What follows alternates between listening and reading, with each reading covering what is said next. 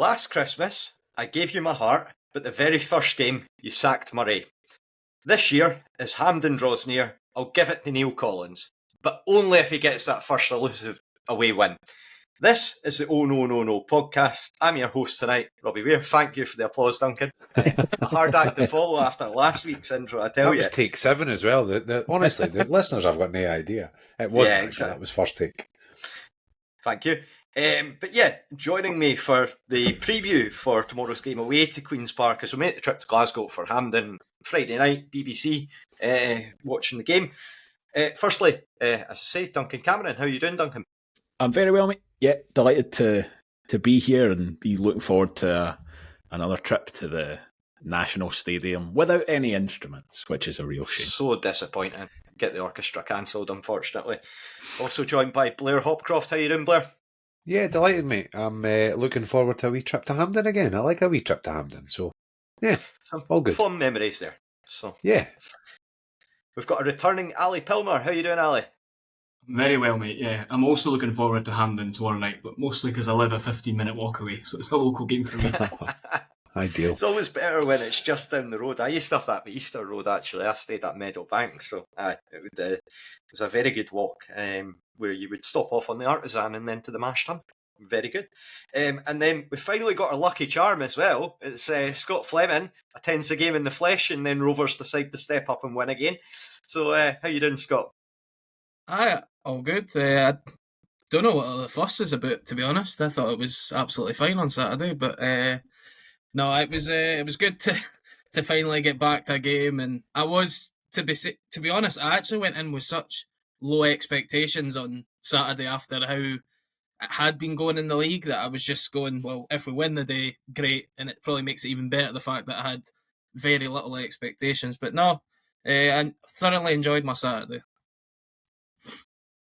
Good, glad to hear. So, yeah, well, just for Blair, Scott and Ali, obviously you didn't make the post-match podcast. Just Blair, just your thoughts on last Saturday, just the performance and just the result. It was a funny game, to be fair. It probably felt less like a Fife derby than any Fife derby I've ever been to. I think probably more because we needed the win just because we needed the win rather than the usual kind of, that like derbies matter more and all that kind of stuff. It didn't really feel like a derby to the same, but it wasn't. I mean, it wasn't a particularly pretty game, I don't think, but I thought it was a really good performance. I thought everybody that didn't turn up at Falkirk turned up. Delighted to see Freeman back in. I thought he was decent. Connolly again. It was back to the hard work and effort that you kind of expect for him. And I have to say, I was really impressed with Lewis Jameson. Not because he's particularly a fantastic footballer or anything like that, but I think it was maybe Duncan had said in the show that kind of, we've seen him everywhere else, and if he's not playing there, doing that job, I'm not interested, then I want him there. And it was very much kind of, I'd been saying that since it was actually Lewis Vaughan's testimonial when he was up top with somebody, and I was like, he's decent up top with somebody because he just ran and ran and ran and ran. So yeah, performance-wise, attitude-wise, what was that? He scored in the testimonial as well, didn't he? He did, yeah, he did. Yeah. He took his goal well, actually. So yeah, it was the performance we needed after the shit show the week before. So yeah, no, I was really pleased. Ali, what was your take on the performance and again just the game?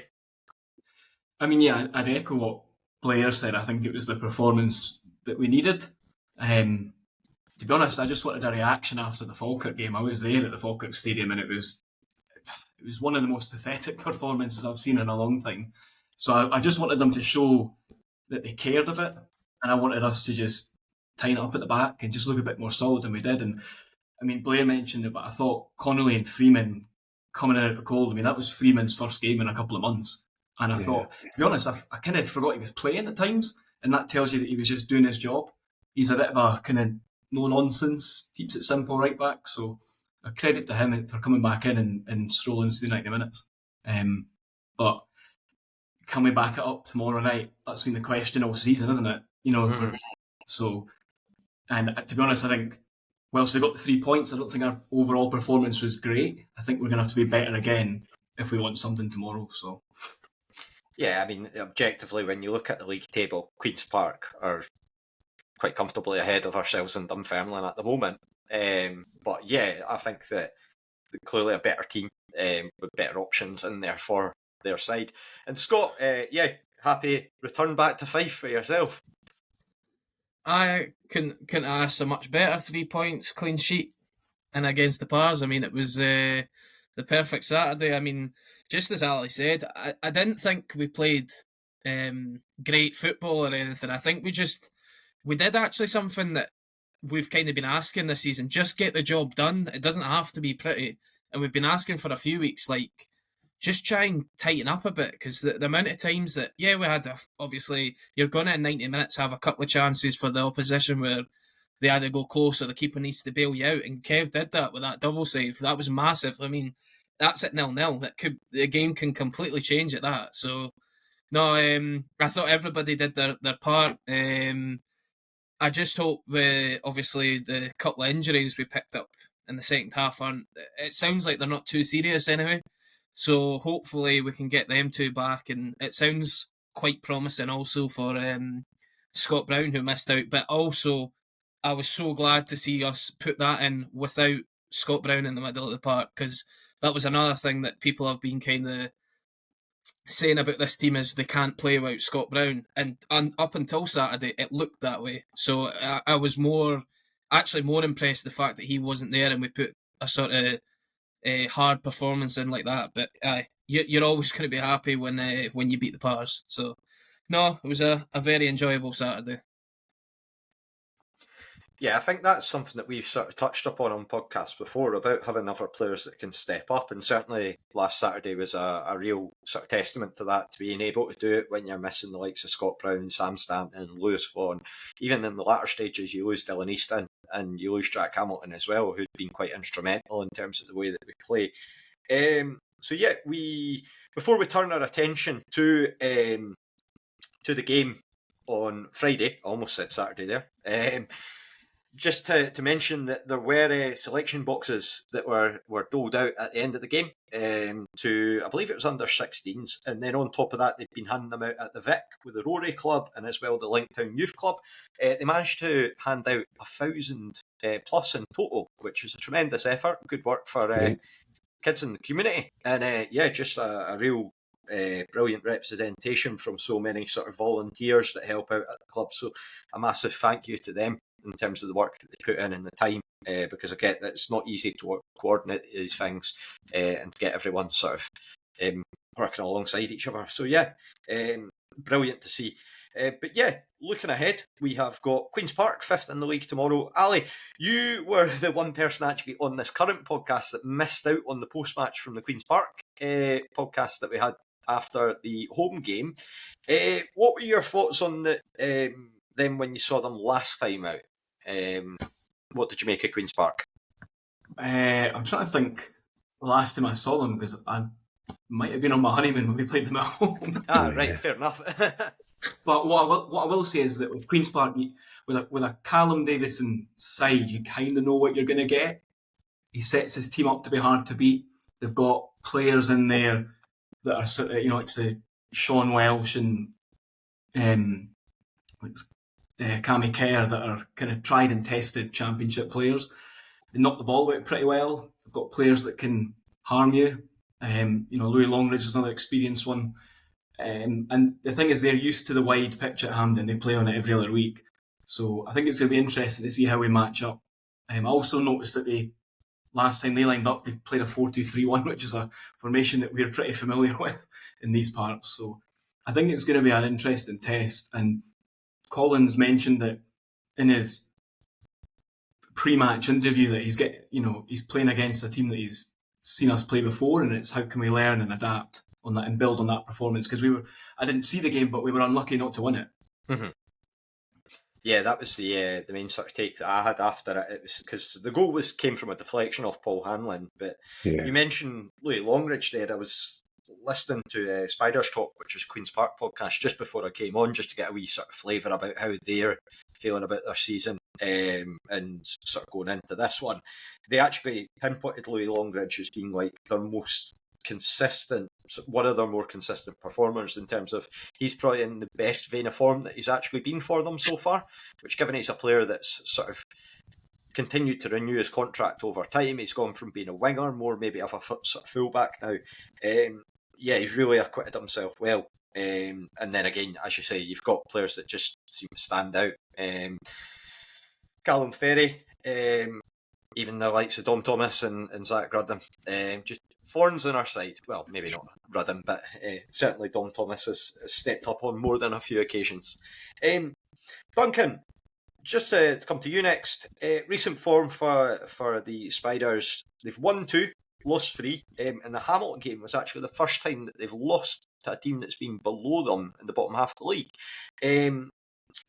What have you sort of made of them so far? It sounded like, again, based on what they were saying, that Aki's really benefited from sort of playing quite a high press. So do you think that's something that Rovers should be taking into this game away from home at Hampden?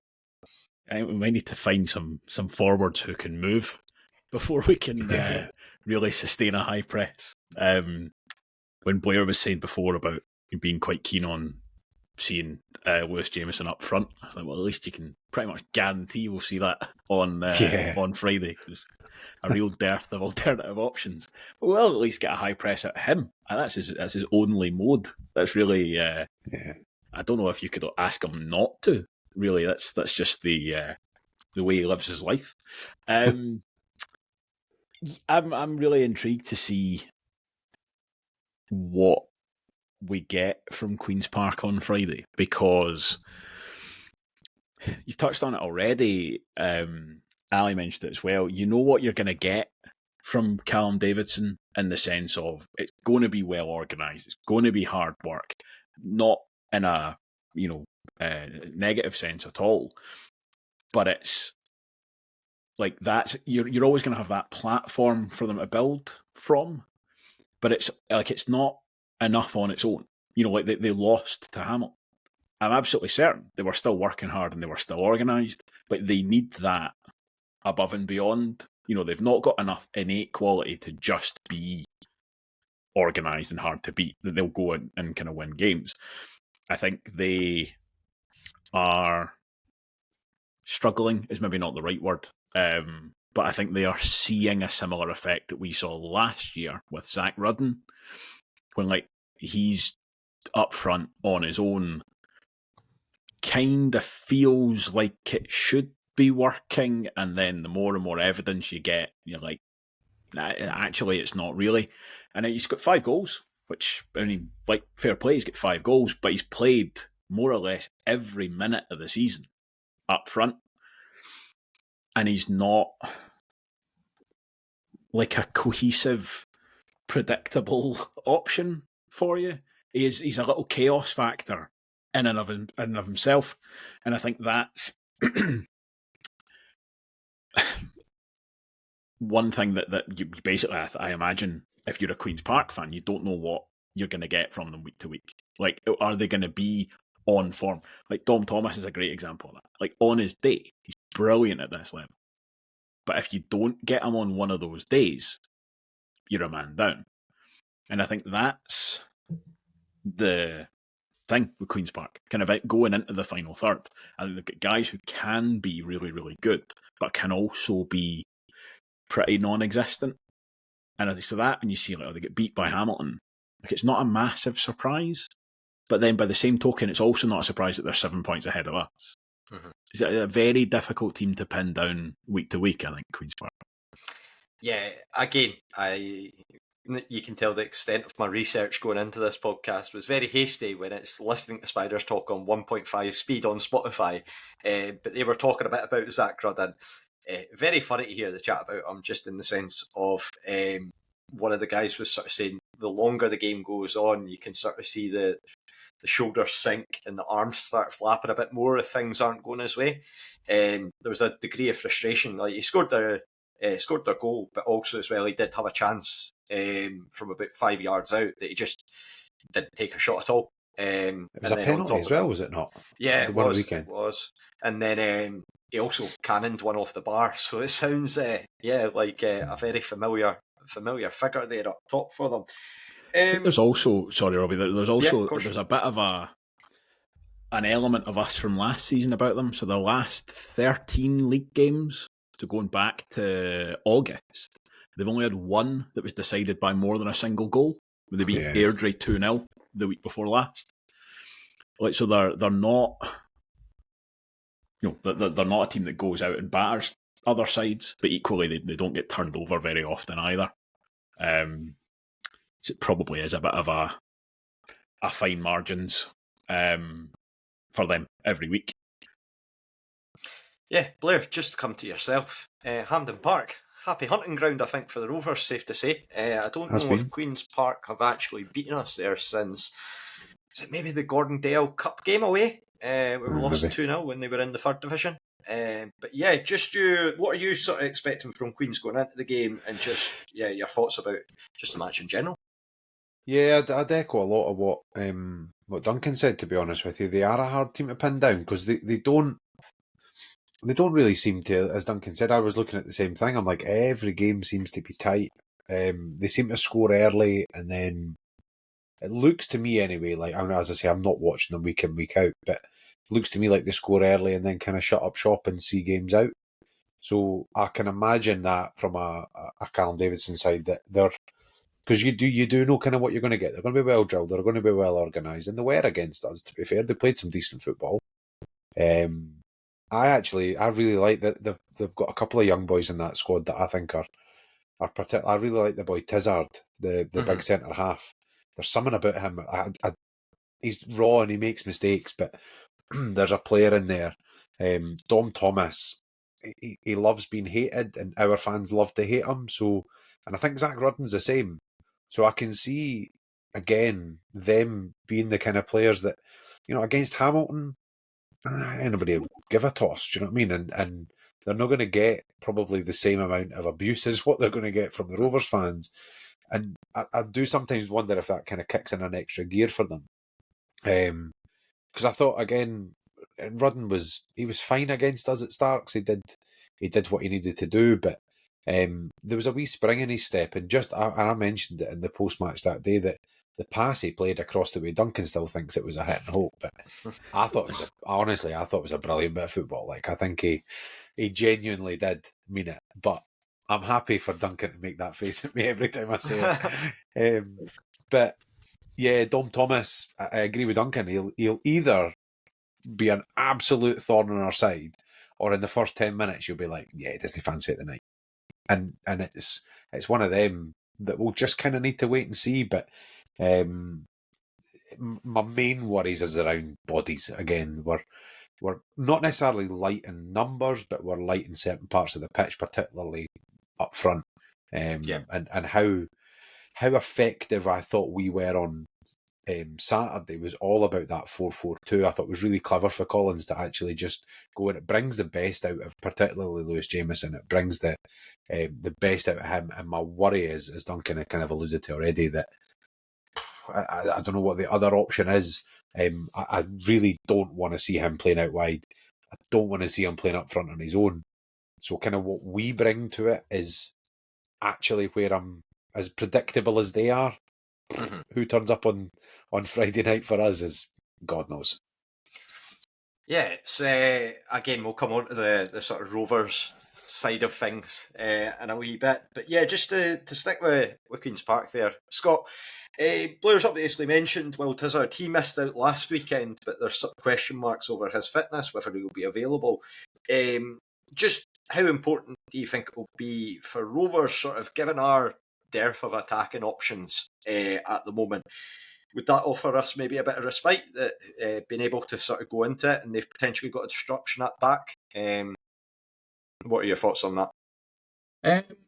I mean, to be honest, I don't think that really we should be worrying too much about what they're going to do. We need to get back to focusing on ourselves before looking at who we're playing. I think a lot of the time people can look at the opposition too much in terms of what they're going to do to break us down or to stop us from playing. But at the end of the day, it's us that are going to have to go out and win the points for ourselves. So, yeah, I think we've covered the sort of main guys. I mean, Dom Thomas is basically their version of Dylan Easton for us. He can either win a match or he can kind of want the. Both of them, they're always wanting the ball, and they always want the ball possibly for too long. But at the same time, they're match winners. So, like, you've got to find that balance. And luckily for us, this season, I would say that Easton's been more on the better side of that than he was maybe at the second half of last season. But yeah, for them, I think if you can close down guys like Dom Thomas, even guys like, I think, is it Thompson that plays in the middle of the park? He's fairly productive for not really a well-known player in the league, but he's very efficient in what he does. And he plays alongside a guy and somebody like Sean Welsh, who's also probably quite underappreciated, again, compared to other midfielders in the league. So, no, I don't think Queen's Park have got too many like really weak links. I noticed last week against Hamilton in their lineup, they didn't actually play with a left back. They played with a left winger at left back. So that could be potentially where you look to target it if you can get Connolly, if he's down that right hand side again, or whoever's down that right hand side, to try and pin them back and make them defend. If they're a well known winger, then they don't want to be doing too much defending, I would imagine. So if it's the case that boy Duncan's playing left back again, then that's the sort of area I'd be looking to try and exploit on Friday night. Yeah, I think that looking back, I'm sure that one of the guys that they had, it might have been James Scott, basically got subbed on and then subbed off, and I think he was the replacement for Duncan. But yeah, it's Duncan certainly got singled out for a lot of criticism when the game, because they were just saying he's just not a left back at all. He just looked very out of sorts, especially against Aki's in particular. So yeah, that'll be one to keep an eye on, I think, from if you're looking at it in terms of Queen's Park. Again, you mentioned there, I've always been sort of impressed by the lad that sort of plays sort of attacking midfield for them, Jack Turner. I think he's always looked like a reasonably assured player. So they do have that across the squad. But like you say, Scott, I think it's a very valid point to come back and sort of say, like, the focus has got to be on Rovers and what we can do going forward and where we can step up to the plate. Because ultimately, we've got the quality in our team to be able to go to Hampden and get a win. So yeah, we'll move ahead to the Rovers sort of perspective on things now, shall we say. So yeah, just a few bizarre stats that have cropped up quite recently, actually. Ali, just Saturday was actually the 5th clean sheet I think that we've had in the league so far, which took us until the Morton game on February 27th last season to actually get to that point. So just fry your head a wee bit that we've managed to achieve that, yet despite we're having the complete opposite in terms of our season. Yes, it does fry my head, to be honest. I don't know, is that because we've got Paul Hanlon at the back? Maybe we're not appreciating some of the defensive performances we've been putting in. Like 5 clean sheets at home is not bad. We're actually, if you look at the home table, we're fairly high up there as well. But then you look at, was it 13 goals conceded away from home, 2 scores? I don't know.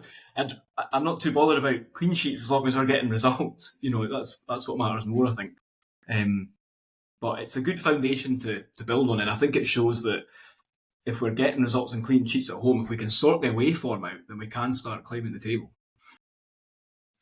Yeah, and again, I think a clean sheet would go a long way to help him with that, but time will tell. Yeah, just it's that thing though. I mean, it's like we, last season we won 2-1 every week, and this season we win 1-0 every other week. Yeah, it's like, well, even this season, even this season, it took us until the final league game to win it more than by a single goal twice. That happened. It took until we beat Arbroath on the final day, and yet we've done it this season before Christmas, and yet there's been such a wholesale change. Duncan, Rovers, as Pine Bovril kindly provided on their Twitter account rather than the actual forum. Well, less about the forum, more about the Twitter account for now. Yeah, fifth in the form guide for the last 6 games with 10 points. What are your thoughts on that? Irrelevant. Yeah, pretty much. I think that's a function of a league where nobody can really take the bull by the horns as much as anything else. It's a very funny division, really. Normally, at this point, you'd say it's the most competitive division in the country, but League One, by far, is blown out of the water. But by any other standard, it would be. It's not a surprise. As we just said there about Queen's Park, all of their games, by and large, are very tight. They have the capacity to be anywhere between like quite good and quite poor. They're never going to, famous last words, they're never going to be brilliant, they're never going to be terrible either. Like, that goes for most teams in the division. And actually, I remember saying this before the Dunfermline game, that we had to go out and get a result because we sort of, against previous form, we'd shown against Falkirk that we have the capacity to be very bad. And I don't think that single result against Dunfermline, by the way, counteracts that. Yeah. In its entirety, by any means at all. I think if we go out and beat Queen's Park 2-0, then maybe you could start to be talking about sort of putting that to bed. But no, the fact... I'm going to interject there, and I'm just going to say I'm done with a chat like that. I'm just... because I've given up after the sort of what's happened so far. I'm just taking each game as we go, because it's just been so many times I've been like, right, we're back, and then it's like, we're done. Yeah. Well, I think it's just this is the way the league is going to work. Like, it doesn't really. There's not. I'd say there's basically not enough difference between the best team and the worst team to really see somebody going and knocking in 8 wins on the bounce or anything like that. And in the middle pack, which undeniably we are, in and towards the bottom end of, there's no way that there's not enough. Like, even winning or losing 3 games on the bounce is pretty unusual. Mm-hmm. Because all the teams are much of a muchness. So, no, it doesn't surprise me that we're 5th in the form table. Have we been the 5th best side in the league over the last 6 games? Maybe. I really don't know. It's a very odd metric to try and look at. Because I think top of the form table in that time, I think, is Thistle, who must be, and we must be the only team that have beaten them in that time. I think I'd be right in saying. So, like, who knows? It's it's a very difficult division to pin down. It'll be interesting to see after January whether that changes, because I think at the moment everyone's quite well aware of where their weaknesses lie. Yeah, and it's a real, like, can you address that? Can you turn that around? I say everybody. It's a cliche, but everybody can beat everybody. But if you can cap off 2 or 3 of your weaker points, you could really go and do that. And I don't think, for all that the league has kind of split from sort of 5th up and 6th down, like, it wouldn't take a huge evolution really for anybody in the bottom half other than Airdrie to finish 4th. Mm-hmm. Like, you could see a world where, maybe not Dunfermline, but I mean, even if they change the manager and then bring in a striker and, I don't know, somebody else in their midfield, like, they wouldn't need to get actually that much better to really go and outstrip other teams in the middle of the park, in the middle of the league, if they don't fix their own problems. So, yeah, an interesting one to kind of keep an eye on, but I imagine that form table changes every single week, just higgledy-piggledy with the way that this league's been going. Yeah, just to go back to what you say there, I think it's a classic Scottish Championship situation of sort of seeing the league split in 2. I feel like it's done that the last few seasons, where you've had sort of a team that's down the bottom, or 3 or 4 teams down the bottom that are just in a bit of a battle, just trying to keep their heads above water. and then you have a top sort of 3 or 4 that seem to just pull away, and they just consistently get the results. They'll maybe have 3 or 4 teams that they're getting sort of 10 to 12 points against over the course of the season, and their luck just seems to be in. I do think that with Rovers that we're in a position where you take this Queen's Park game, and if we can win that, and then obviously we've got the game in hand, which is way in January, so you can't even sort of factor that in at the moment. Like, the points are there to be had, but I think that this Saturday's really sort of potentially, you could argue it's the biggest game of the season so far, because it's a big marker as to where we can sort of go moving forward, depending on how things are. Yeah, I think it's a huge point though about January.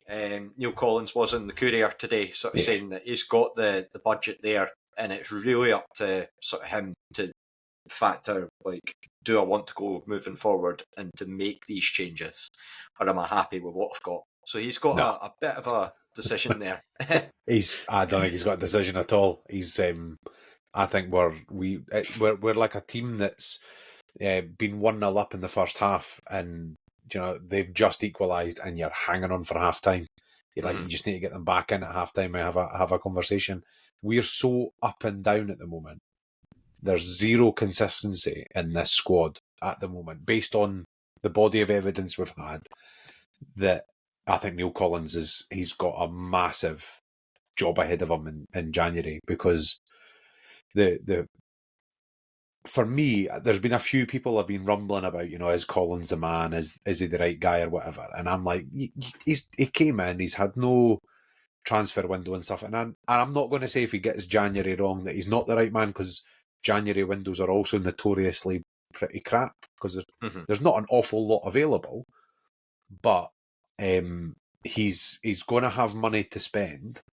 He's got to get this one right, I think, if we're going to end up catching, because you're saying it's splitting into 2, but it's kind of splitting into like 4, because you've got this kind of top 2, possibly 3 if you include Ayr, and then you've got a good chunk of points between them, and then it's Partick and Queens, and there's a good chunk again, and then it's us, Hamilton, Morton, Dunfermline, all together within a wee bundle, and then Airdrie. Yeah. And it's that thing of, if it's going to split, it's probably going to split in January, February, because you've got that wee dearth of games over the Christmas period, where games might be on, games might be off with weather and all the rest of it, and then you're really getting at the business end of things, and we've got to hit the ground running. So for me, I don't see the next 3 or 4 games being as important. That's a really stupid thing to say, but I kind of feel like it's almost like the season starts properly in January for us.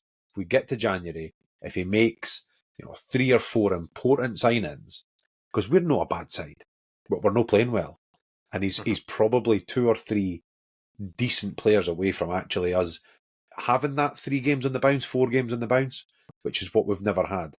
I genuinely think if we can get 3 wins on the bounce, we'll find ourselves in that top 4, top 5 group, and then you just kind of kick on from there, really. But at the moment, where that's coming from, God knows. I think as well, you've got to remember that I don't think any other team in the leagues, other than Ayr United, have lost their out-and-out top goal scorer. Dowd's out for the season. For us, Lewis Vaughan potentially back in January. But again, you looked at the start of the season, and it was quite clear that it was one of these ones where it was sort of managing them responsibly, given the sort of the tail end of last season and how we only got a month break. So yeah, huge potential there for an impact return. And I love the guy, but we also can't be relying on Lewis Vaughan to get us through at the end of the season. Absolutely. With the best will in the world, for me, he's the icing on the cake, but we need a nicer cake. Like, if you get Lewis Vaughan on top of what we need, brilliant. But there's every chance, as much as I love him, there's every chance Lewis Vaughan comes back, plays 2 or 3 games and picks up another niggle, because he's been out and because he's desperate to get back, and it's just what happens. It's football. 100%. We'll take a step back down the pitch. Scott, we obviously saw, as Blair mentioned right at the top of the podcast, a very successful return for Kieran Freeman at right back last Saturday. What were your thoughts on his performance and just enjoying a bit of redemption arc there, can we say?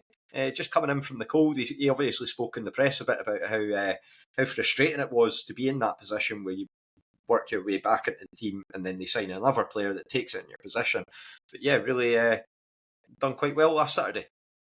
Absolutely. I think somebody mentioned it earlier that we barely even really noticed him in that game on Saturday, and I would almost go to say that's because he didn't do anything wrong. Like he's came in and done everything that he's probably been asked to do in terms of his role defensively. And I mean, I think people have kind of, ever since we had Regan Tumlety especially, have been expecting our right backs to go bombing on and get 10 assists a season and score a couple of goals. I want my right back to defend before he thinks about doing anything, to be honest. I think, Dabo, when he first came in, did pretty well and looked sort of a step above.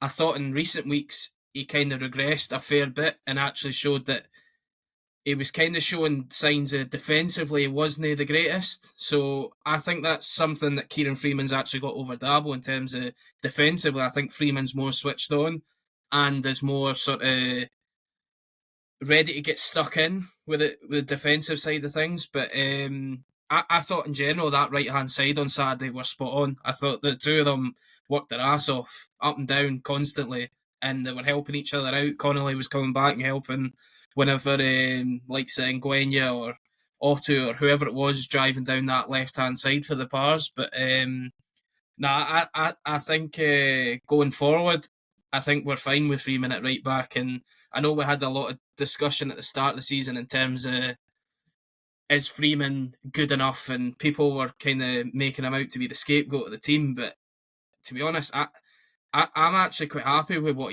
we've seen. And I mean, that team that we seen on Saturday was only one player different for the 1-0 win at home to Falkirk, and that was the same right-hand side with Connolly and Freeman, and that was the last time we've seen either of them in a starting lineup. So, I mean, when you go back and go, well, we've been struggling in between that Falkirk game and this game that we've just won, and then go, well, is it that easy? And you just go, Connolly and Freeman are on that right-hand side. I don't know, but I mean, they two just showed that, I mean, going into, we'll do lineups later, but I'd be more than happy to see these two in the lineup Friday and then going forward as well. Yeah, I think it's a very compelling argument when you mentioned about the Falkirk game and just how sort of strong we were in defence and how well we marshalled it.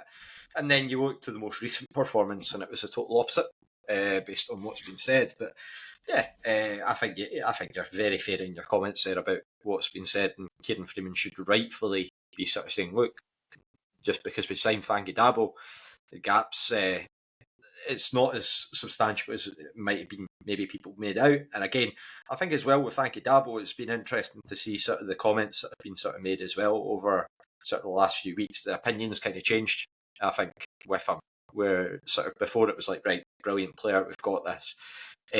Again, I'll hold my hands up in full clarity and say, didn't catch the Falkirk game, but I do see people referencing comments about it. And you can't ignore that. You can't just say because of that situation that didn't happen. So yeah, I think it's well worth the question, but Kieran Freeman deserves a lot of credit for that. Ali, just for yourself, looking ahead to this one on Friday, do you think the defence is set in stone after last week, given the sort of performance that we saw? Yeah, I do. I think so. They got a clean sheet, so I don't want to tamper with things. We're talking about the inconsistency in terms of our form. The inconsistency in our lineups has been a big problem. It's been not through. It's often out of our control. There's been a lot of injuries, but I think I just want to see a settled back four, and I think that gives you a platform to build on. And although I am interested to see what happens if or when Jordan Doherty comes in, and whether Collins is planning to use him in the back four. And if we've got a good few games out of these lads, does that change how he uses Doherty, or is it a case of these lads, like say Freeman or Ewan Murray, are going to get us to January and then unfortunately be dropped again? I think you'd be raging if you were Kieran Freeman if that happens. I think. I'll be raging. We're a shirt sponsor. Well, that's a fair point. I think just really quickly, sorry, Robbie. I think that's a really good point Ali's just made. See, thinking back to last season, we harped on for weeks and weeks. I remember Les had a running tally of how many games the back four had played together, and you go back to the point we were making earlier, where we didn't have a clean sheet until whenever, but the rest of the team was relatively consistent. And we were winning games. And actually now, the back four has been a little bit more consistent. Not perfect, but certainly more consistent. And the rest of the team has been oyer the shop. And we've gone to keeping clean sheets and no winning enough games. I think we should just call this our Broths law, just based on the fact that if you keep a back line that's just the same four players over time, then you're just guaranteed to have success. So maybe that's it. The Arbroath of it all. The big problem last season was trying to get Keith Watson into the team for long enough. Yeah. And he left and went to Arbroath, and he's played every single game, apart from the one he was suspended for. Who does he think he is? Craig Barr? Comes out training twice a week's really good for your body. Well, let's just gloss over that one. Right, Blair. The Cody David effect. Big man performance last Saturday. Again, there's questions over whether he'll be fit with this one, because it sounded like if he failed the fitness test, nothing from Neil Collins in the sort of media when he spoke about other players. He mentioned about Hamilton and Easton in his interview with the Courier. But yeah, just your thoughts on the performance last week, and how well he acquitted himself going through the paces when he got off his sickbed. Yeah, I mean, so firstly, we talked about, and I particularly, we talked about attitude, and we talked about wanting it, and all the stuff that every supporter wants. You want your players to run through brick walls for you and stuff. Like, hats off. Because, I mean, from where I was sat, when Hamilton went down, he stripped Gibson. Gibson was ready to come on. And then, obviously, Hamilton, I think somebody mentioned, maybe you, Duncan, that had mentioned the kind of delay in him coming back on, Hamilton coming back on, bought enough time for David to just have finished his warm-up and go back up. And he'd obviously said to Collins, like, stick me in, I'm up for it. And fair play, like, to go from failing a fitness test, sitting on the bench, which was quite clearly just so that Mick Peake didn't have a clue what we were going to do, to then actually come on and to get his goal, like, fair play to the guy. I'm not going to sit here and say that he came on and was the single best striker I've ever seen in a Raith Rovers jersey, because he still feels a bit like a bull in a china shop to me. Like he's a bit of a blunt sword. Like he's clearly got a bit of ability. It's the first time we've seen him good feet. There was a couple of times he got himself out of bother with like a really nice, intricate little bit of kind of play by himself, and went, oh, actually, there's maybe something there. He still just runs into folk and kind of batters into folk and is a bit of a battering ram. I'm all right with that. I think that's a great tool to have. I'm just not sure whether he's got... I'm still not sure whether he's got the finesse to be our main option. But I have to say, after Saturday, I'd be more inclined to think, do you know what, if you need a striker in your squad, he's not a bad option to have. But I don't think he's the answer.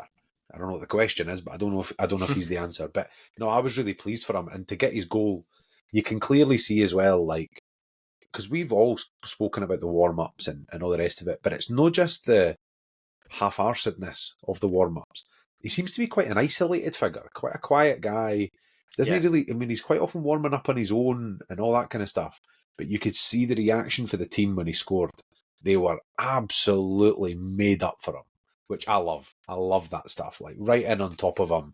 And you've got to think that's got to lift him a bit as well. Like, I think sometimes we can be guilty of over-reading into some 100%. stuff like that. Because Linlithgow in the Cup, he gets subbed off with 20 minutes to go or whatever. And whatever, he gets subbed off, and he sort of, to my eyes at the time, kind of trudged off the park. And there wasn't anybody coming over to kind of give him a high five or anything. And I was like, whoa, I wonder if that's a thing. Is he isolated? Yeah. All this stuff. But then at full time, they were going round, him and Dylan Easton. At one point, he had Dylan Easton in a headlock. Yeah. And they were ending themselves laughing. It's like, because that's just nonsense that I was looking at before. Yeah. And I think, because as you say, like these thoughts occur, and then you see the goal. Everybody's delighted for him. And then, exactly, like there were elements of kind of questioning his attitude based on a little bit of warm-up, but then you've got the guy visibly in pain putting himself into a game and scoring a goal. Like, there's your attitude. That's totally. Like, who cares if he only does 8 yards when they're doing 10-yard sprints? Like, if he's willing to put himself through a bit of pain to come on and put the shift in, then fair enough, he'll do for me. And just very quietly, I also thought his use of the ball was, compared to even what we'd seen from him previously, I thought it was excellent. I still don't think I've seen him legally challenge for a header yet. Yeah, that's my issue. He seems to just only have the ability to just clatter into folk. Doesn't seem to be any sense of time in there at all. But I thought his use of the ball was very good. He was picking passes. At the point he went outside down the line, clipped a cross in on his left foot, which again I thought was excellent. I mean, nearly a really good chance out of that. So I feel so much happier with him as an option than I did before last weekend when he was heading towards like, I know the type of player. I know exactly like what the John what you're talking Eriksson about. of it all. Exactly. Yeah. You're like, just going to kind of fade away, he'd go away in January and disappear off to somewhere in the Conference South. But no, I'm much happier with him based on that performance. Yeah, I think that Blair, you sort of alluded to it as well. Like, when you look at the options that we had up top at the start of the season, like we had Callum Smith and we bring in Jamieson, and they're much of a muchness in terms of, that's been sort of the discussion that we've had. Callum Smith gets injured, still got Jamieson up top.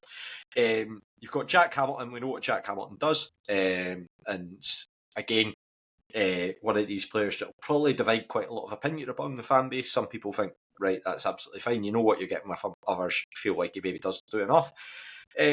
So then to bring in, after Lewis Vaughan's injury, you bring in Cody David, really offers you an extra element in terms of your team, and that you're not relying on these types of guys that are maybe smaller stature, very quick, but just sort of, especially when you want to be able to mix it up, it makes it a lot easier to be able to be quite aggressive, cause centre-backs a bit of an issue. And I think that was one of the things for last season as well, in particular, that sort of got called out, that just our inability to sort of mix it up too much. Like we had the squad depth, and that got us a lot of goals late on in matches. But then as the season went on, you just kind of felt like it was much of a muchness between Hamilton and Rudden. And you were really looking at Lewis Vaughan being your sort of number 10 that gets the goals. Like, it's just that type of player. And he's very, very good at it. So yeah, just I think that's a very good point in terms of what you said, though, Blair. And just to come back to yourself, Duncan, question marks over Dylan Easton and Jack Hamilton. Just your thoughts on that. Just sounds like it's going to be very late fitness tests for them, based on what's said. Yeah, I mean, I think we've got 4 in that bracket. So you Easton and Hamilton, and then Cody David. It's by the sounds of it. Was obviously, well, he was whatever's one step down from touch and go last week, and somehow made it anyway. So don't know how he's come on the last kind of 5 or 6 days. And then as to technically Scott Brown as well, although I would be very surprised if he was actually in contention. I think he was being talked up a little bit by Neil Collins, but I would be surprised. Gives us a bit of an issue just trying to kind of put a coherent front unit together, really. Kind of got a lot of guys who you would normally have kind of on the periphery of, you know what I mean, where you've got guys who you can have as like linchpins of an attack. Mhm. Like if Jack Hamilton's playing, you go, right, well, I know how he's going to play and I know how I can play guys around him. Like Dylan Easton as well. You go, right, Dylan Easton, one of the best players in the division. He goes there, he's going to do that job, he's going to do it well enough. Brilliant. We're starting to run out of those kind of guys. I think the elephant in the room is Sam Stanton as well. I think, quite frankly, we just don't know what's happening there. We've got no information. I don't think it would be of any value to kind of speculate there. So if he's back in the team on Friday night, then brilliant. But if he's not, he's not. And that's looks like that's going to be the case. So on that basis, as I say, you start... It becomes quite tricky just to try and get a team together almost, in terms of, like Blair, you said right at the start, Jameson looked so at home in a front two. If Cody David fails a fitness test and Jack Hamilton does too, we do not have two strikers. So we just don't. But do you just put somebody in there because if you didn't, Lewis Jameson's pretty much ineffective? I mean, Well, if you're going it's down a good that question. route, who would you actually have in there? That's a good question. I have an Because answer when we get to I- team that's- lineups. I actually had forgotten that Cody David had that issue. So I'd written out the lineup and had him there. And you said it earlier on, and I was like, oh, right, shit, I'll put a line through him. And I did put a line through him. I've not written anybody else's name in yet. It was like, it's really... Montague's got to be the obvious one, is it not? Finlay Pollock, Pollock. maybe? I mean, Well, this Finlay is- Pollock's... I think... Pollock's I not think even been on the bench. He was ill last week, I think the manager was saying. Yeah. See, this is the, like, again, I didn't want to over-egg that pudding either, but the Sam Stanton of it all, like, we don't know anything, but it's almost not unusual the way things are at the club at the moment. We knew nothing about Aidan Connolly. Just Aidan Connolly was Freeman no as there. well. Just There's hundreds of wasn't in rumours. squads. Freeman disappeared. Pollock's disappeared. Collins doesn't seem to be quite as chatty when it comes to the prospects of players and stuff around that as maybe what Murray was, kind of keeping his cards a wee bit closer to his chest at times. But I mean, it wouldn't surprise me. Like, genuinely wouldn't surprise me to have Sam Stanton back in a team on Friday night. It wouldn't surprise me if Pollock was in there on Friday night. Yeah. Like, I don't think we will know, because I don't think he wants us to know. There's more benefit in us not knowing, and then you go into Saturday completely blind. Because if we don't know, then the opposition doesn't know. It makes no difference. Like, Totally. just random jobbers on the internet. Well, that's just a progression of... remember when Craig Levine came in, and the Rovers were putting full detailed team news on the website on a Thursday night. Yeah. And Craig Levine came in and said, what are we doing that for? Like, it's ridiculous. And I also remember people being really annoyed about it, because they were like, well, this is less information for us. It's, as you say, it's also less information for the team we're going to play in 2 days. Totally. So yeah, hard to complain about that. But as you see, regardless, we don't have a lot of options going up, and I think it almost does. Then it really, you basically have to take, like, how do you get the best out of Lewis Jameson as kind of your problem statement, because he's going to be the only natural forward you've got, assuming these other guys are injured. And so then it's basically, I think that's almost an important enough question to make you rejig everything else. Because you can't just say, well, 4-4-2 is the answer if you don't have a second striker. You've got to look at it at a higher level of that and say, well, can we manage a 4-4-2? And like you said there, Blair, Kai Montague is a very legitimate option. But can Kai Montague play as a striker in a 4-4-2? I have no idea. I've seen the guy play, half an hour of football or something like that. It's probably the least risky position on the pitch, though. Yeah. Like, from having coached kids football. We had a goalkeeper score against us last season playing as a centre forward. So, I mean, that's exactly it. If I've got 10 boys that are good footballers and I've got one that isn't, he's playing up front in a 2. because he's not going to get in the way. He might just nick a goal. You never know your luck. But he's facilitating everybody else being where they need to be.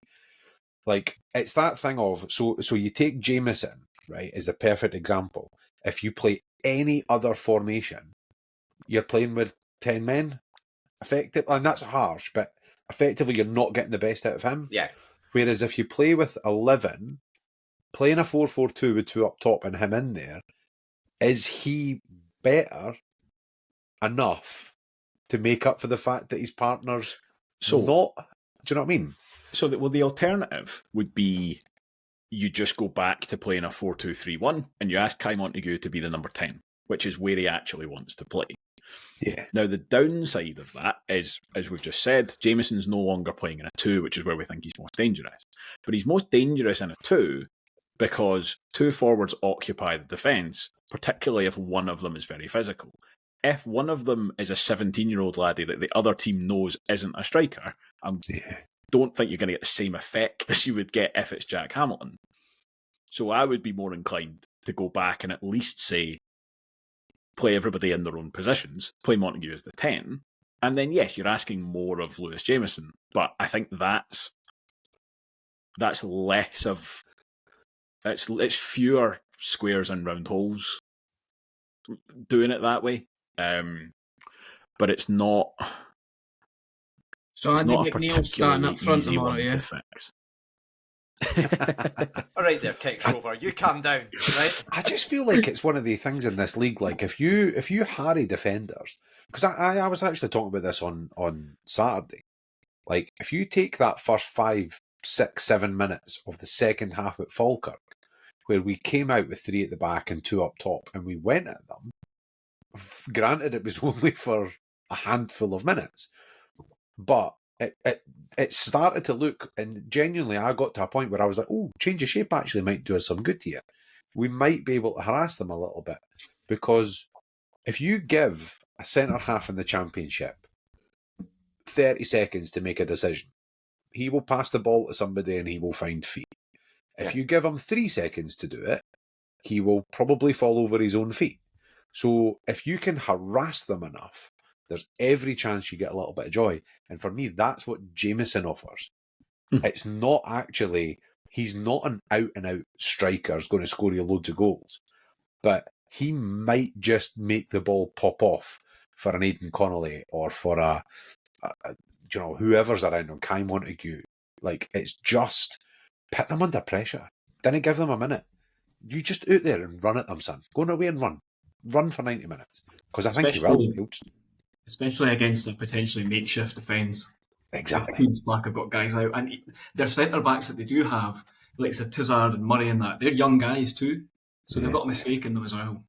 They've got a habit of overplaying. Especially, to be fair, as much as I've already said I like him, especially Tizard, he has got a habit of overplaying. Well, I've got a cunning plan, lads. Josh Bullen's a barber. Why not just go for the Ronaldo 9 classic 2002 World Cup final haircut and just stick him up top? Josh Mullen we're talking about, or Ronaldo? Because Ronaldo's put a bit of weight on since then. You never know. Could probably hold up. But no, Josh Mullen. Just put Josh Mullen in every position before the end of the season. Blair was tipping him to play centre mid about 6 weeks ago, and he was at right back at the Falkirk Stadium a fortnight ago. Let's just get aggressive with it and see what happens. Speaking of Josh Mullen, Scott, do you think he's really, Aidan Connolly is probably the perfect example of just sort of biding your time, just waiting for the opportunity to come up? I mean, if he gets back in the team, just that chance to be able to step up to the mark. Do you think that's a really good example there for him going into sort of the next few weeks? Yeah, 100%. I think I was discussing this with my dad actually on Sunday. Like, Collins has clearly noticed, for some reason, maybe Connolly didn't fit what he wanted to do with the team originally. And then he thought, maybe over the last sort of month, 2 months, he's clearly seen that this guy's changed his attitude. He's just kept his head down, got stuck in, and actually showed that he's worth, really. And he's probably just showed Collins that, no, use me. I can do something for you. And on Saturday, that's what he's proven. I think Mullen, yeah, he's also kind of been in that situation already of he's played a few more games than Connolly, but he's still been a bit part player. So I think as long as your attitude is right and you're not doing anything wrong in training and stuff, I think you will get your chance. All it takes is for a couple of injuries or suspensions or whatever, and you could be back in contention to start a game or even getting half an hour off the bench or whatever. So I don't think that any of this team really can, if they've not been getting any sort of minutes at all, that they can just down tools or just kind of show an attitude of, oh, well, I'm not getting a game, so what's the point? Connolly's been a prime example of being a professional and just getting on with it, and fair play to him for doing so. Yeah, 100%. And again, it goes back to what we said about Kieran Freeman as well, just having that patience. And I think that one thing that Neil Collins has been very vocal about when you do watch his interviews is that he's very clear in picking out players and sort of singling them out for praise to sort of say, look, this person's had to be very patient, wait their turn, the opportunity. I also did like actually the fact that they put up a 7-8 minute long interview with Neil Collins this week, and there have been a bit of speculation about like what's the point in doing these pre-match interviews when they're only going to be 2 minutes long. And then the first thing that Graham came out with was, look, you said to me last week that you just wanted to keep it short and sweet because the talking's getting done on the pitch, which I thought was tremendous value there, and a fair statement to make as well. But yeah, it's I think that all the squad's got really the opportunity to potentially be able to step up in this sort of circumstances that we're in. So I think this takes us nicely really into sort of lineups and predictions. So I'll start with yourself, Scott. What have you got in mind? I'm not changing the shape at all for last week. I think we've, as Alistair said earlier on, let's try and keep some sort of consistency in the team, in the selection of the team. The only real sort of headache or issue we might have is with Easton and Hamilton having question marks over their fitness, really. Even if we can get like Cody David starting and Hamilton's fit enough to even give us 20 minutes off the bench or something, at least we've got the options. But for me, I've gone still 4-4-2 with Kevin goals, Freeman, Murray, Hanlon and Stevenson at the back. I've got Connolly on the right, Matthews and Byrne in the middle because, again, I don't see Scott Brown being fit enough yet. I've got Easton with a question mark and also Pollock with a question mark for that left-hand side. I think Pollock was only ill from what Colin said, so I think he's been back in training this week and should be fine. If Easton's not fit, I think Pollock's our next best. Oh, Gibson can give you something on that side as well, but somebody that's sort of young and can just run at defenders and sort of take guys on, put defenders under pressure, that's the sort of thing that Pollock can give you. And he's very direct and gets shots away as well. So I think if Easton's not fit enough, then I would go with Pollock. And then again, I've gone with a front two, Jameson, and then I've got David / Hamilton because we don't know with Jack Hamilton. I think David, as we've already said, is he's shown enough, I think, to give the club a decision to make in terms of a contract. And I think it was Blair that said that, well, he might not be good enough to be starting games every week. He's not a bad option to even have in your squad to use from time to time. So I would go just in the fact that I think that Hamilton's not going to be 100%, and I would have Hamilton on the bench if there's even he can give you 20 minutes. But so I wouldn't really be doing that. It's only the injuries really that I've got question marks for potential changes, to be honest. Yeah, I'd a lot of food for thought there in terms of that. I think as well, particularly with what you said earlier on about the lad Duncan playing at left back for them. Yeah, like just if we can get a quite aggressive wingers on the pitch to be able to step up there, could be a real headache for them. Ali, what have you got in terms of your lineup? I actually have pretty much the exact same lineup as Scott, based on the fact I wouldn't change much because I want a consistency. But I didn't factor in Pollock. If Easton isn't playing, I had Gibson in brackets next to him. And it's to do with like you just mentioned, the kind of makeshift Queen's Park defence. I kind of like the idea of a bit of a tenacious Lewis Gibson driving at them. I thought he started against Falkirk, and to be honest, I thought he was pretty poor. But I don't see that happening again the next time he's given a start. In fact, I think he'll be really, really eager to impress. Mm-hmm. So if Easton is out, I would start Gibson, but the rest of the lineup's the same, and hopefully Cody David is fit, because I think he's earned a start. Yeah, Easton's he probably won't want me saying this, but his record against Queen's Park doesn't feel like it's been that great. Like he gave away a penalty in the playoffs for Airdrie when he was playing against them, and he's had got sent off against them before. Different referee this time, of course, but yeah, hopefully he can potentially get a bit more fortune against them this time if he's on the pitch. Duncan, what you got in mind? I've got exactly the same team as Ali, for largely the same reasons. The same as Scott said about the defence, that there's no reason to go making changes in there. I think the consistency of selection is massively key. Getting the same backline out for 2 or 3 or 4 games in a row should really help all of that whole situation. So although we've got good players in reserve in that part of the pitch, I think they just have to bide their time, as the guys have just been saying. Further up the park, I think it becomes just more of a who's there. So I'm operating on the same basis that hopefully Cody David's able to go out and give us a bit of time on this. The only thing I would say, kind of in addition to that, is for the likes of Jack Hamilton and Dylan Easton, I wouldn't be taking chances on them in this. So Scott, you said there, if Jack Hamilton can come off the bench, give you 20 minutes. I'm actually, for this, I'm quite happy just to say, you know what, Jack Hamilton is actually so integral, I'd rather just sit him out. And that sounds kind of harsh when I'm like, right, Cody David, you did it once, away you go, do it again, But fundamentally, look, some players are more important to teams than others. And I think Dylan Easton, Jack Hamilton, both of them on Saturday there had an injury and then tried to kind of carry on. And that's, we've seen that in the past where you can do yourself some real damage. These are guys that I don't want to be taking chances with. So I would be erring on the side of caution for those guys. But no, I'd say other than that, yeah, exactly same team. Yeah, I think that Hamilton and Jamieson, they linked up so well as well last Saturday as part of that front two. I know I touched on it in the post-match podcast, but I really do feel like it gets the best out of both of them.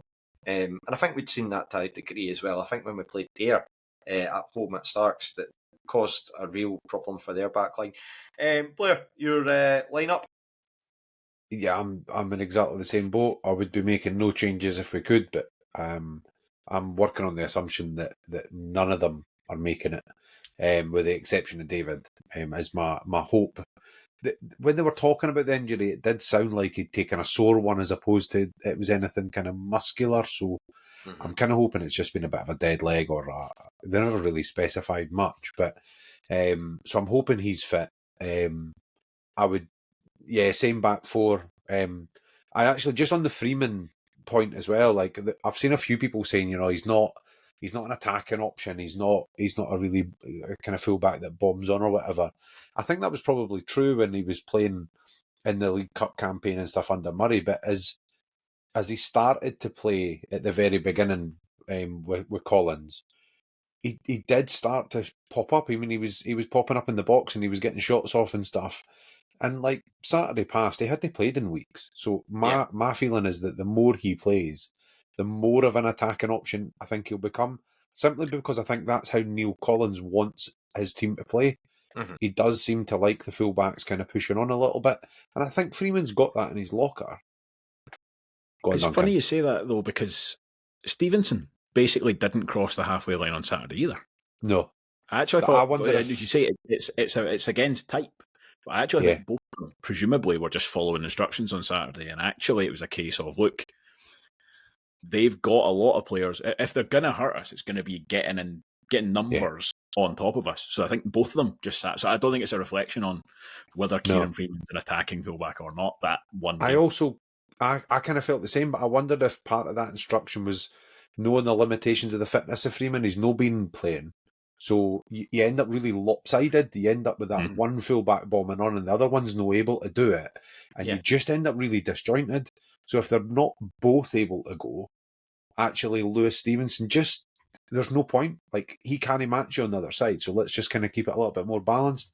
So I'm keen to see that. There's a little bit of me that the only downside for me about Connolly coming back in, and it's a really small downside because I love the guy, is that he seems to be like the left-footed right winger seems to be his thing. And I do kind of wonder that if he plays David, if David's fit, I'd like to see more crosses coming into the box. I'd like to see that kind of early ball coming over. And Pollock in particular, when he played, there was a couple of times he was doing that thing of playing on the wrong side, and then he swapped sides and he was playing him on his natural side, and he gets to the byline and he gets crosses in. And I do think Gibson's a kind of a similar thing. I think Gibson is more effective on the right than he is on the left, whereas Connolly's also more effective on the right than he is on the left. But I do wonder if you were able to take Connolly and put him on the left and have him swinging the ball in with his left foot, whether or not actually we would get a little bit more joy out of the two forwards as well. But happy for it to be as is. As I say, I want Jameson to go out and just do that same shift, just go and run at them, and create stuff for people to kind of follow in and be able to kind of get in behind you and support. Because if it's not David, like I said before, I would stick to the same shape and stick Montague or Pollock or whoever in. I would sacrifice the one player in the right position to keep the shape, because I think it does get the best out of what we've got. Yeah, I think that I touched on it right at the top of the episode, but it was mentioned by the Queen's Park fans that they struggled with that sort of high press that Aki's employed, and if Jameson's the perfect player to be doing that, and I know that you'd sort of alluded to that before. So yeah, I would again, I would, much like yourself, I would stick with the same sort of going with the 4-4-2 in terms of it. But I do think that we've got the option as well to throw up a surprise there in terms of the 4-2-3-1. It would not shock me in the slightest if we changed it up, just simply due to the sort of bodies involved. We've got Pollock that can play as a number 10. I know we sort of touched on it as like what's going on at the sort of number 10 role, given that we're missing Easton. We don't know what's happening with Stan, and Lewis Vaughan's obviously out, as we'd expect, because of the long-term injury that he's got. But yeah, I think that Neil Collins there's every reason to stick with the same sort of, and as you say, being able to exploit Jameson and a strike partner. So yeah, I would go down that route. Just for predictions, Blair? This feels really dangerous, but I kind of fancy us. Friday night on a telly. Yeah, I'll go. Actually, I think 1-0. I think it'll be really. I think it will be really tight. But I do see us scoring. And my hope is we can keep that clean sheet. So I'll go 1-0. Duncan? I think I went 0-0 in the predictor, and yeah, why not? I'm going to stick with that. 0-0. How dull. An exciting one.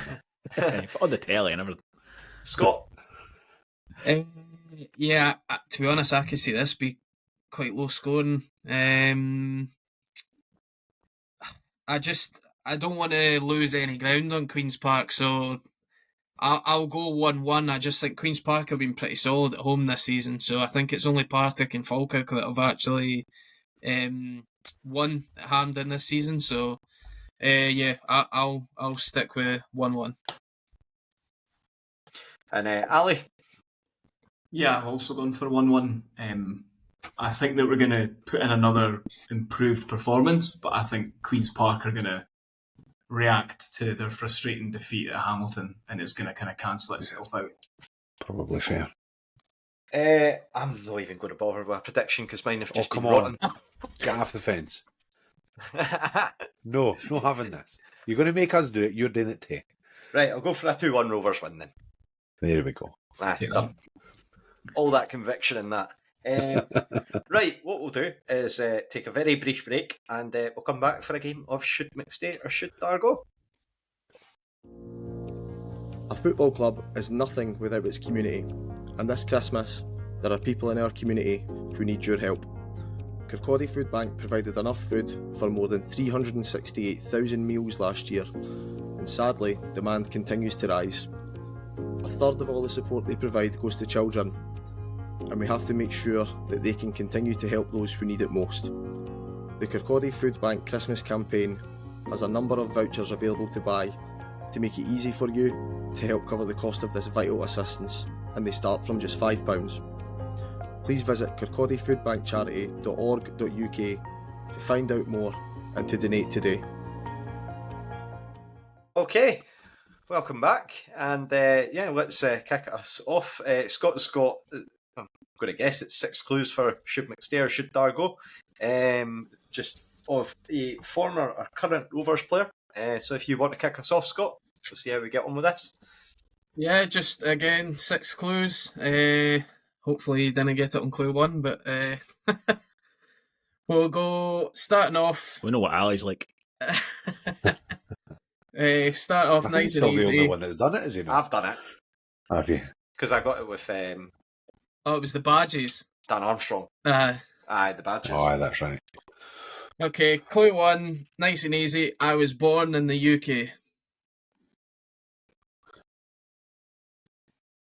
Sorry, Scott, say that again. I was born in the UK. All right, really narrowed that down. Thanks, Scott. Is that all we're getting? Jesus. Tom Lang. Okay. Rory McKeown. That's exactly who I was going to say. But you didn't. But I didn't. But Because you were doing that thing in your head where you're like, he didn't say Scotland. He said exactly, UK. yeah, specifically said Yeah. UK. It was like, And he's not going to go England because that's too obvious. So it's either a Welshman or a Northern Irishman.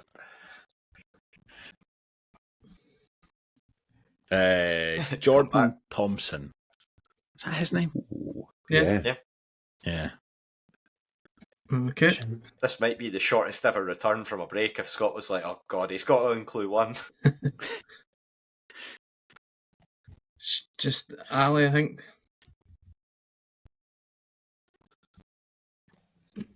I'm going to go for Jason Rowbottom. Went in the Welshman angle. I like it. It's the only Welshman I can think of. Same. I was literally doing the same thing in my head. Yeah. Okay. Clue Turns out number we only sign left backs if they're not Scottish or English. Clue number 2.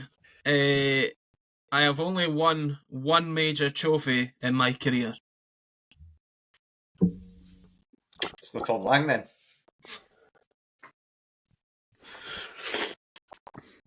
I'm not that up on Jordan Thompson's career. Decent shout though. He must have won something.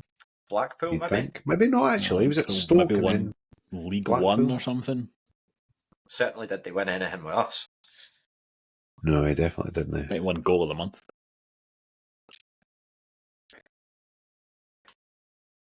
I'll stick with Jordan Thompson. Why not? Okay. Yeah, I'll stick with Rory McKeown, I think. No body of evidence to go against it yet. My number of rest of the UK Rovers is He's bound to have won a cup in Ireland or something. Or New Zealand.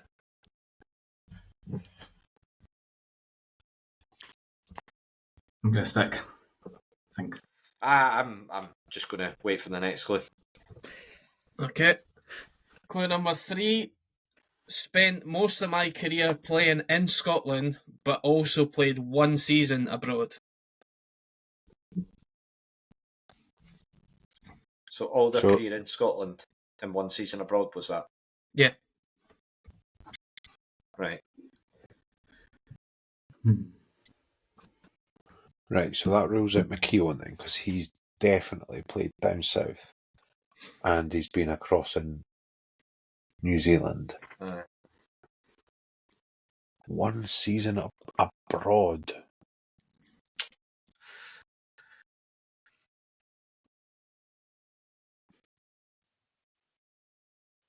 Don't know.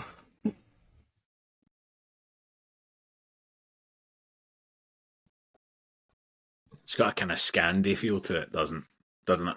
One season abroad. Yeah. We've already had Ian Williamson, haven't we? Aye. Yeah.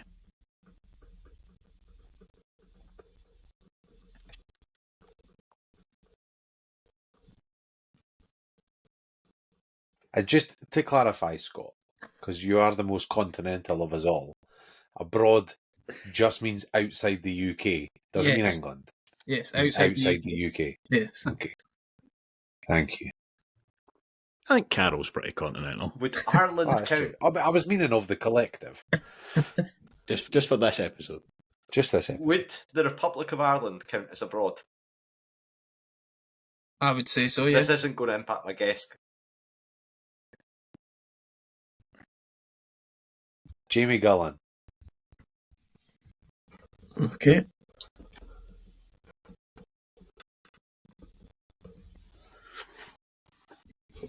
Thanks for that, Robbie.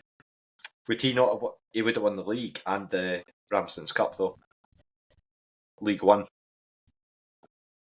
Or was he with us at the end of the season? He was with us when we won the league, but was he with us when we won the cup? Well, he'd have had half of that one that was shared. To Yeah. be fair, if Scott had said he won 1.5 major trophies, that would have would have narrowed been it a down. bit like, oh, fuck. Because he definitely wasn't near the Platnik won it for us. Mm. He wasn't here. Or he certainly wasn't fit. Maybe not. Definitely what he was part of the squad that won I think you might be. It's a good shout from you. League One.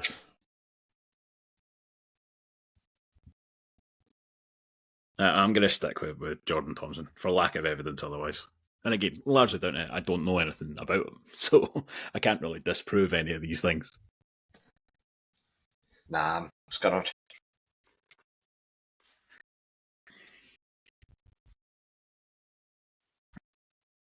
Everybody just sticking, or I know Blair's changed it obviously to Gullen. Just to check, was it they played every season in Scotland and then went abroad? Or did one abroad?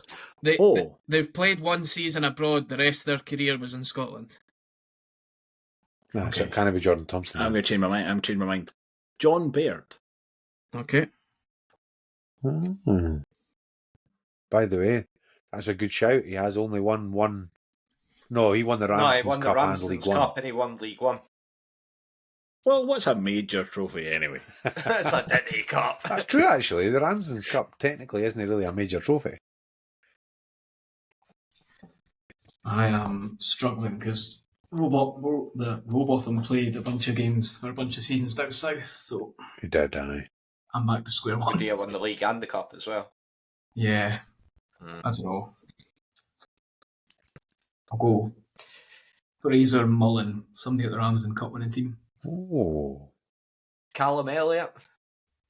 We've had him already, I think, because he was one of the first ones I thought of. Because he played in Lithuania, didn't he? He probably won a Scottish Cup as well with Hearts or something like that. Maybe, aye. Gordon Smith. Nah, he would have played more than one season in Australia. Because he's still out there, I think, is he not? I think we might need the next clue, Scott. Yeah. Actually, oh no, it won't be. Aye. I was going to say Lee Robinson, but he was a serial cup winner of the Ramsden's Cup. I was going to say.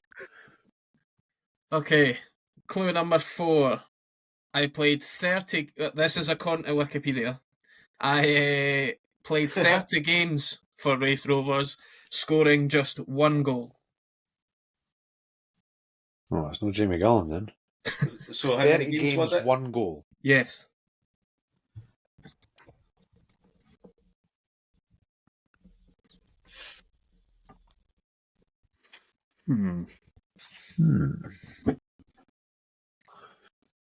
Players that have played abroad.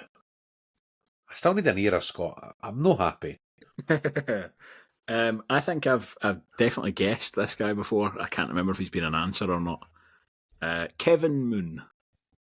Oh, it's nice to hear his name. Scored that goal at Easter Road. Did.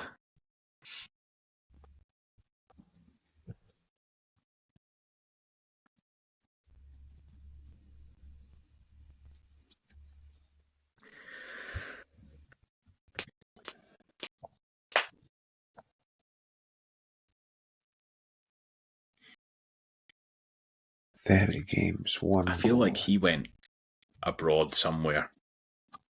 How many When he left seasons was us. he with us? Was it 2 or So 1? that's what I'm trying to think. I would have thought it would have been 2 seasons and more than 30 Yeah. games. Every chance. 30 games, one goal. So he's not, to be fair, with those ratios, could be a striker. Kevin Moon. It's a good shout.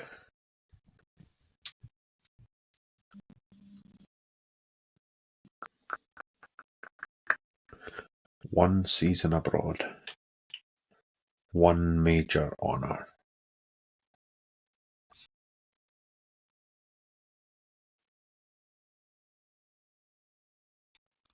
I still feel like he's not going to be Scottish. That UK thing. Aye, why would you say that if he was born in Scotland? That would be a misdirect It for would be. misdirect's sake. Is he that Machiavellian though? Maybe he is. But if he's wasn't born in Scotland, or was it if he's not Scottish but played his whole career in Scotland, that would be unusual. Nah,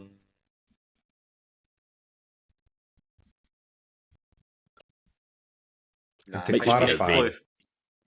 Just to clarify, Ireland we said was abroad. Yes. Yeah, Republic.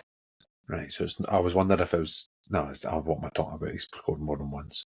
It's Let's so go say funny Sam when you Stark. think of someone and, like I say, you just get...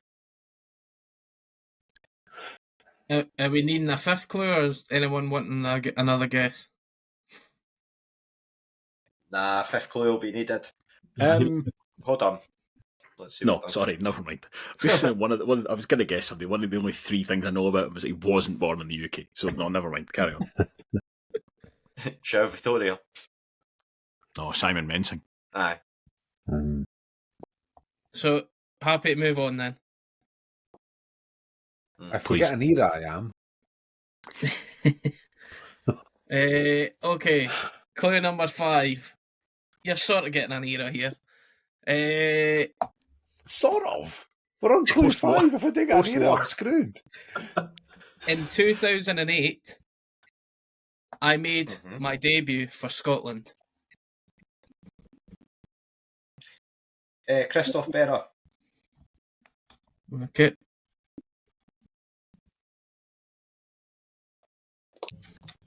He didn't score for us, did he? I don't know, but I'm not coming up with any other fucking answers, so... 2008.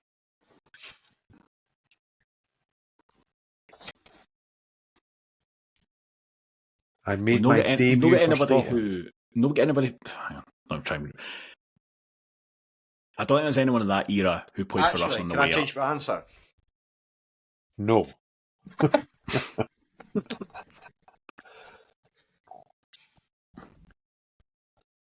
It depends. How confident are you? I think it's been an answer before, though.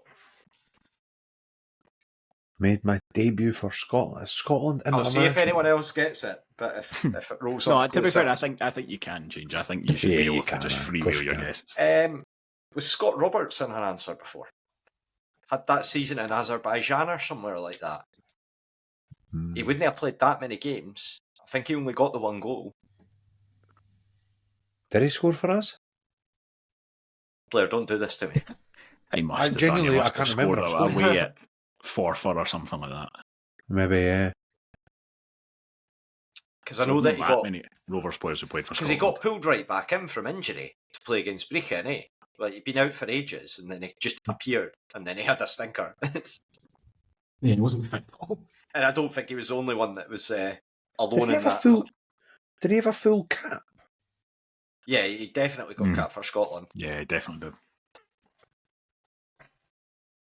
I don't remember that. That narrows it down because there are very, very few. It's either Berra or Robertson. It's got to be one of the two. Has to be. I'm saying that I don't with real remember Berra enthusiasm. scoring, that's the thing. So who are you going for, Robbie? In that case, I'll take Christoph Berra because he's no, so... No, it can't be Berra. Berra played in England. Oh, yeah, so he did.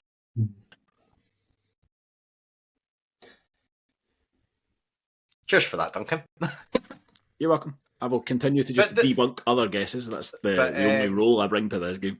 But now I'm thinking, did Scott Robertson play down in England at all? I want to say he played at somewhere like Bristol Rovers or something like that. Maybe I'm just making that up. Honestly.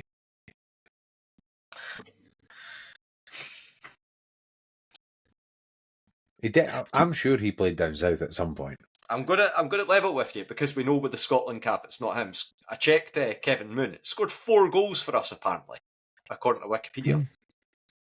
I only know the one at Eastern The only Road. thing that's making me think it's... Aye, me too. The only thing that's making me think it's not Scott Robertson is Scott Robertson is that normally by this point when we've got it right, whoever's setting the questions just gives you the 6th one so that you know who it is, and Scott's said nothing. Aye, but then you can drag it out and you can see if someone will change their answer. Because I can't Scott's think no of forgiving us anybody. after that happened with him. 2008, right? Who was the Scotland manager in 2008? Was that no Bertie Vogts? Was that not when he was getting up there? Nah, Bertie Vogts was gone by then. It might have been George Burley. Oh, yeah, maybe. Or would it not have been Spiff and McLeish? Because it was Euro 2008, so McLeish would have been in charge there.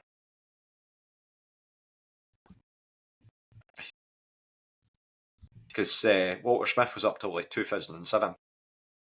And then he was too staunch and had to go back to Rangers. Too staunch. I love that word. Is there any further guesses than Christoph Berra and Scott Robertson?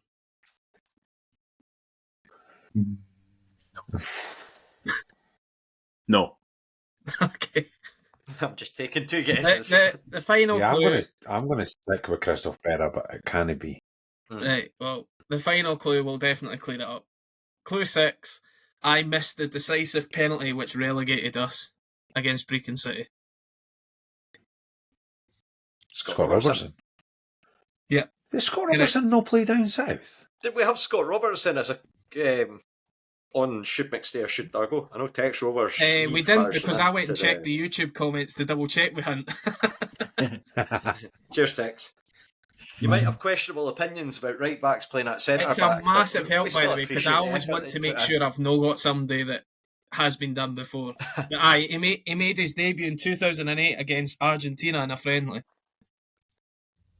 that was when Maradona was in charge, eh? Yeah.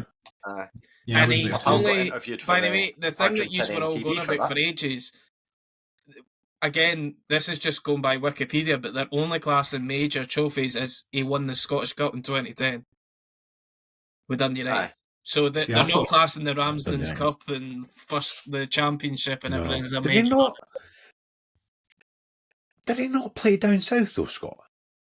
I couldn't see anything. I have just a sneaking thing about in my head about he played for somebody. Robbie's about to go and check, so I can tell already. He played in Romania. That was his season Aye. abroad, though. Yeah. We actually I took thought him. he played in Yeah, England. he played down south. So his career path was Dundee until 2008, and he had a loan at Peterhead. Then he jumped across the road to Dundee United. Now, he got 1 game for Blackpool. There you go. Aye. But again, according to To be Wikipedia. fair, that was not the reason I didn't get it. Aye. I didn't know he'd been captain of I Scotland. also so- I said most of his career in Scotland. I didn't say all of it. So I think there's some phrasing in that. You said most of his career in Scotland, one season abroad, suggests that I mean, I was Yeah. not going to get it in a month of Sundays, but But I think also, the you're, first clue was just to get you down the path that he's no Scottish. And you went there, so that was fine. Krill. The boy that sits in front of me at Starks Park plays along with this. And every time he's like, he's make it too bloody hard. He's make it too hard, and I can't. I agree. It doesn't get any easier when you're on here. It's like I said when me and my pal were going to the Scotland game, and I explained about this because he doesn't listen to the podcast. But like when I explained about the concept of the game and like just going through it, and then he's like, "That'd be easy," and then like next thing you know, I'm like, "Right, well, this is the most recent one," and going through the clues, and he's like, "Nah," and he's like, "It's fucking too hard. It's too hard." And it's like, well. I need an era, Scott. You know I need an era. I was relying on you to give me an era. And the fact that I knew you were on, I was like, well, do I give him an era first or just wait? I mean, even if it's clue 2 or 3, I need an era. I'm like Duncan, if I can't picture a strip, I've no idea who played for us. That's I think for next time I'll need to lead to an era question if I'm setting it up. So Scott Robertson, by the way, his time outside of Scotland, he played 59 minutes for Blackpool and he played 71 minutes for Boto Sani of Romania. Is that all he played one game out there? He played 3. He came off the bench or all 3. I didn't realise was he not when I was researching it that he was actually on our books for 3 seasons. Yeah. He was injured for almost all of it. He was injured for 2 of them, basically. Yeah. Apparently it's, and then he came back for the breaking game. Yeah, and missed the penalty. It's looking at Wikipedia there, he was also his mum was a Scottish internationalist as well for the women's team during the 70s. I thought about that as a clue and I went, I'll just leave it. Oh, you wouldn't want to make it difficult for us, Scott. Aye. That's like going down Maven Street, but I was just like, Ken won't leave it. Well, that'll round It's a stupid us off. game anyway. It's a very daft game, but it's very funny. It's very funny at the same time. But no, that was a really good one, Scott. That'll round us off for this evening. So we will look forward to tomorrow night's game, and we will be back with a full debrief, no doubt, at some point during the weekend. But thank you for taking the time to listen, and bye for now. Get your predictions in. Remember, it has to be in before kick-off in the Rovers game to count. No great if you didn't get it in time. Anyway, I agree. Thank you for listening. Bye for now. Bye, Bob.